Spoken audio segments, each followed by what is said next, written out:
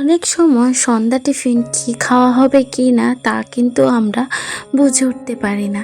তাই বেশিরভাগই pasta, chowmein এগুলো আমাদের খেতে ভীষণই ভালো লাগে।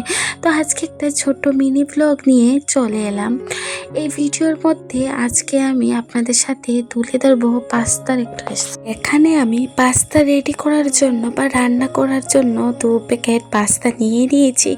তারপর হালকা হাতে আমি একটু অল্প জল নিয়ে জলটা যতক্ষণ না একটা সসপ্যানের মধ্যে দিয়েছি, জলটা যতক্ষণ না একটু গরম হবে ততক্ষণ আমি কিন্তু এই পাস্তাটা জলের মধ্যে দেব না। তো যাই হোক, আমার জল অনেকটা ফুটে উঠেছে, তখন আমি পাস্তাটা দিয়ে দিয়েছিলাম। তারপর আমি একটা চামচ নিয়ে সেটা আস্তে আস্তে করে নাড়াচা করে নিচ্ছি।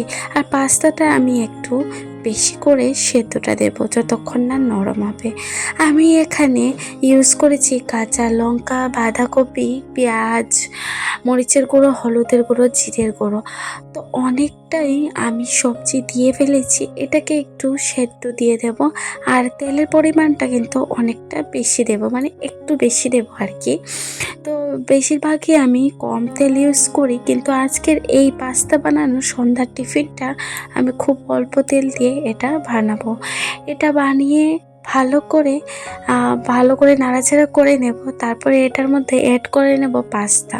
আর পাস্তা দিয়ে অ্যাড করে নিয়েছিলাম, কিন্তু সেটা আমি আপনাদের সাথে তুলে ধরতে পারিনি, সরি। কারণ আমার ক্লিপগুলো অনেকটা, ভিডিও ক্লিপগুলো বড় হয়ে গিয়েছিলো, তাই আর কি।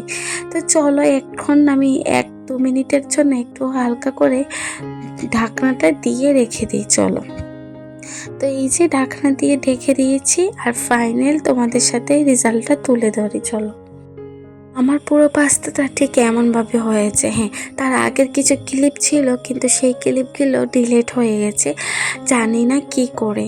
তো যাই হোক, এই ছোট্ট সন্ধ্যার টিফিন পাস্তা বানানো কেমন হয়েছে কমেন্ট বক্সে জানিয়ে যাবেন। আপনাদের সবাইকে এই ভিডিওটা দেখার জন্য অসংখ্য